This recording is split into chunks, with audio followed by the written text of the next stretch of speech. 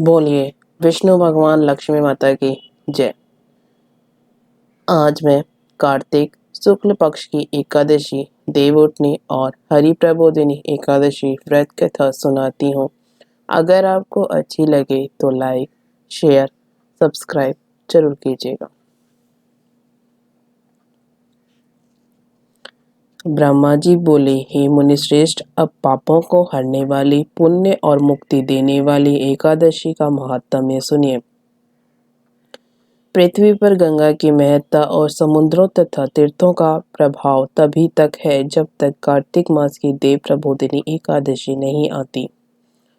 मनुष्य को जो फल 1000 अश्वमेध और 100 राजसूय यज्ञों से मिलता है, वही देव प्रबोधिनी एकादशी के व्रत से मिलता है।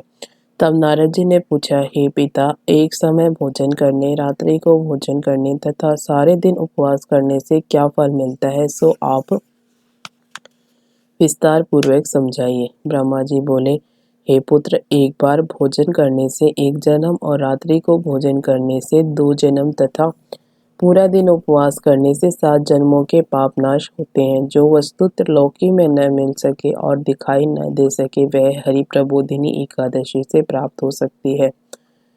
मेरु और मंदराचल के समान भारी पाप भी नष्ट हो जाते हैं तथा अनेक जन्म के किए हुए पाप समूह क्षण भर में भस्म हो जाते हैं। जैसे रुई के बड़े भारी ढेर को अग्नि की छोटे से चिंगारी भस्म कर देती है, वैसे ही विधि पूर्वक थोड़ा सा पुण्य कर्म अंततः का फल देता है, परंतु विधि रहित चाहे अधिक किया जाए तो भी उसका फल कुछ नहीं मिलता। संध्या न करने वाले नास्तिक, वेद निंदक, धर्म शास्त्र को दूषित करने वाले मूर्ख, दूसरे की स्त्री का अपहरण करने वाले, पाप कर्मों से सदैव लगे रहने वाले, धोखा देने वाले ब्राह्मण अथवा शूद्र पर स्त्री गमन वाले तथा ब्राह्मणी से भोग करने वाले, ये सब चांडाल के समान है। जो विधवा अथवा सधवा ब्राह्मणी से भोग करते हैं, वे अपने कुल को नष्ट कर देते हैं, पर स्त्रीगामी के संतान नहीं होती और उसके पूर्व जन्म के संचित सब अच्छे कर्म नष्ट हो जाते हैं। जो गुरु और ब्राह्मणों से अहंकार युक्त बात करता है, वह भी धन और संतान से हीन होता है। भ्रष्टाचार करने वाला, चांडाली से भोग करने वाला, दुष्ट की सेवा करने वाला और जो नीच मनुष्य की सेवा करते हैं या संगति करते हैं, यह सब पाप हरि प्रबोधिनी के व्रत से नष्ट हो जाते हैं। जो मनुष्य अपने अपने मन में हरि प्रबोधिनी एकादशी के व्रत को करने का संकल्प मात्र करते हैं, उनके 100 जन्मों के पाप नष्ट हो जाते हैं और रात्रि को जागरण करते हैं, उनकी आने वाली 10,000 पीढ़ियां स्वर्ग में जाती हैं। नरक के दुखों से छूटकर प्रसन्नता के साथ सुसज्जित होकर वे विष्णु लोक को जाते हैं। ब्रह्मा हत्या आदि महान पाप भी इस व्रत के प्रभाव से नष्ट हो जाते हैं। जो फल समस्त तीर्थों में स्नान करने, गो, स्वर्ण और भूमि का दान करने से होता है, वही फल एकादशी की रात्रि को जागरण से मिलता है। हे मुनि श्रद्धालु, इस संसार में उसी मनुष्य का जीवन सफल है जिसने हरि प्रबोधिनी एकादशी का व्रत किया है। इस संसार में जितने भी तीर्थ हैं, उन सबके स्नान दान आदि का फल इस व्रत से मिलता है। अतः और सब कर्मों को त्याग कर भगवान के पश्चात कार्तिक शुक्ला हरि प्रबोधिनी का व्रत करना चाहिए। वही ज्ञानी, तपस्वी तथा जितेंद्रिय है और उसी को भोग तथा मोक्ष प्राप्त होता है। जिसने हरि प्रबोधिनी एकादशी का व्रत किया है, यह विष्णु को अत्यंत प्रिय, मोक्ष के द्वार को बताने वाली तथा उसके तत्व का ज्ञान देने वाली है। जिसने एक बार भी इसका व्रत किया, वह मोक्ष का अधिकारी हो जाता है। मन, कर्म, वचन तीनों प्रकार के पाप इस रात्रि को केवल जागरण करने से नाश हो जाते हैं। हरि प्रबोधिनी के दिन जो मनुष्य भगवान के पश्चात स्नान दान तप व यज्ञ आदि करते हैं, वे अक्षय पुण्य को प्राप्त होते हैं। हरि प्रबोधिनी एकादशी के दिन व्रत करने से मनुष्य के बाल, यौवन और वृद्धावस्था में किए गए समस्त पाप नाश हो जाते हैं। इस एकादशी को रात्रि में जागरण का फल चंद्र सूर्य ग्रहण के समय स्नान करने से 1000 गुना अधिक होता है। अन्य कोई भी पुण्य इसके सामने व्यर्थ है। जो मनुष्य हरि प्रबोधिनी का व्रत नहीं करते, उनके सब पुण्य व्यर्थ है। अतः हे नारद, तुमको भी विधि पूर्वक यत्न के साथ इस व्रत को करना चाहिए। जो कार्तिक मास में धर्मपरायण होकर अन्न नहीं खाते हैं उन्हें चांद्रायण व्रत का फल प्राप्त होता है। कार्तिक मास में भगवान दानादि से इतने प्रसन्न नहीं होते जितने कि शास्त्रों की कक्षाओं के सुनने से होते हैं। कार्तिक मास में जो भगवान विष्णु की कथा का एक या आधा श्लोक भी पढ़ते सुनते या सुनाते हैं, अतः अन्य सब कर्मों को छोड़कर कार्तिक मास में मेरे सम्मुख बैठकर मेरी कथा पढ़नी या सुननी चाहिए।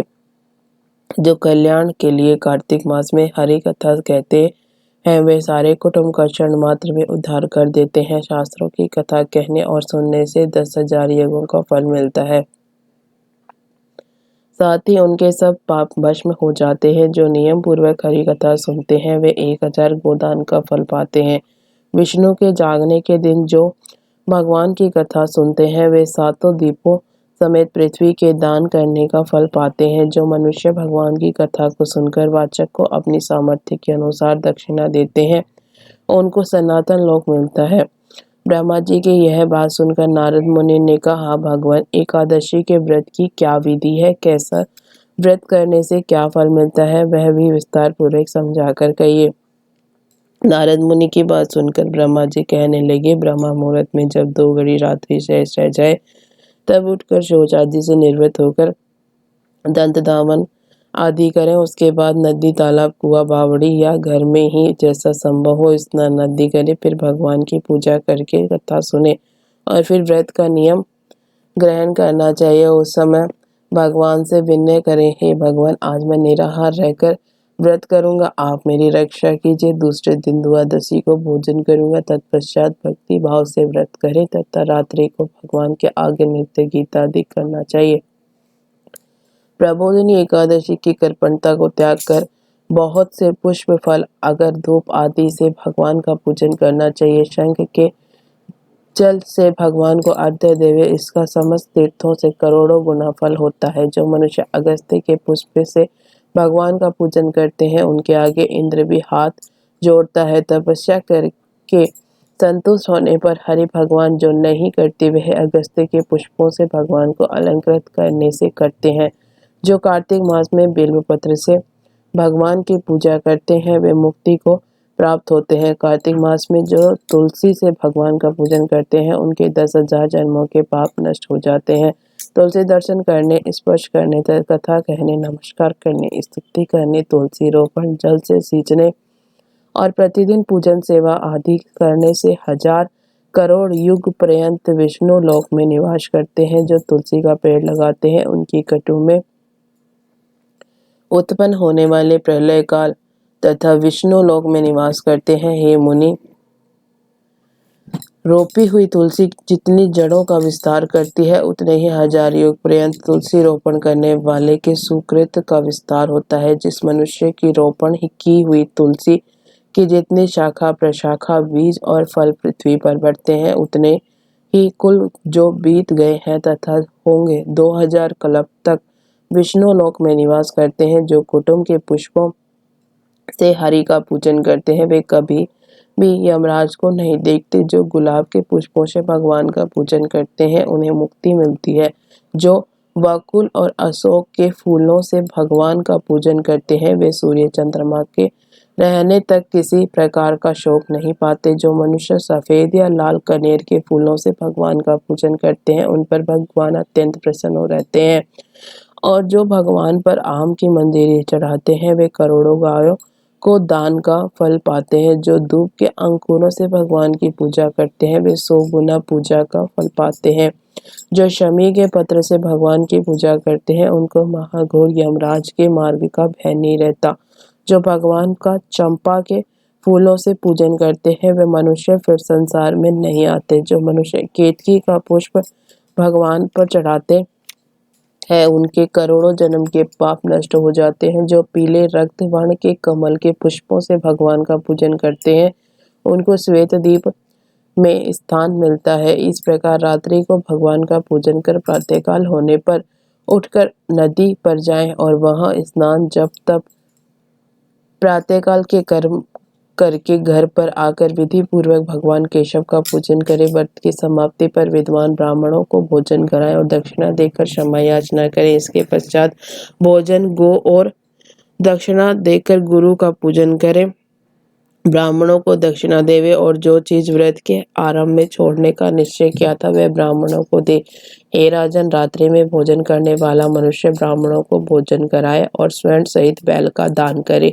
जो मनुष्य मांसाहारी नहीं है वह गौ का दान करे। आंवले से स्नान करने वाले मनुष्य को दही और शहद का दान करना चाहिए। जो मनुष्य फलों को त्यागे वह फल दान करे। तिल को छोड़ने पर घृत और घृत को छोड़ने पर दूध, अन्न को छोड़ने पर चावल का दान दिया जाता है। जो भूमि शयन का व्रत लेते हैं उनको शय्या दान तथा तुलसी सब सामग्री सहित देनी चाहिए। पत्ते पर भोजन करने वाले को स्वर्ण का पत्ता घृत सहित देना चाहिए। मौन व्रत धारण करने वाले को ब्राह्मण और ब्राह्मणी को घृत तथा मिठाई का भोजन कराना चाहिए। बाल रखने वाले को दर्पण, जूता छोड़ने वाले को एक जोड़ी जूता, लवण त्यागने वाले को शर्करा दान करनी चाहिए। मंदिर में दीपक जलाने वाले तथा नियम लेने वाले को व्रत की समाप्ति पर ताम्र तथा स्वर्ण के पत्र पर घृत और बत्ती रखकर विष्णु भक्त ब्राह्मण को दान देना चाहिए। एकांत व्रत में 8 कलश वस्त्र और स्वर्ण से अलंकृत करके दान करना चाहिए। यदि यह भी न हो सके तो इसके अभाव में ब्राह्मणों का सत्कार सब व्रतों की सिद्धि देने वाला कहा गया है। इस प्रकार ब्राह्मण को प्रणाम करके विदा करे। इसके पश्चात स्वयं भी भोजन करे। जिन वस्तुओं को चातुर्मास में छोड़ा हो वह वस्तुओं की समाप्ति करे अर्थात ग्रहण करने लग जाए। हे राजन, जो बुद्धिमान इस प्रकार चातुर्मास व्रत निर्विघ्न समाप्त करते हैं वे कृतकृत्य हो जाते हैं और फिर उनका जन्म नहीं होता। यदि व्रत भ्रष्ट हो जाए तो व्रत करने वाला अंधाया कोढ़ी हो जाता है। भगवान कृष्ण कहते हैं कि राजन, जो तुमने पूछा था वह मैंने बतलाया। इस कथा को पढ़ने तथा सुनने से गोदान का फल प्राप्त होता है। इसके साथ ही देवउठनी और हरिप्रबोधिनी एकादशी व्रत कथा समाप्त हुई।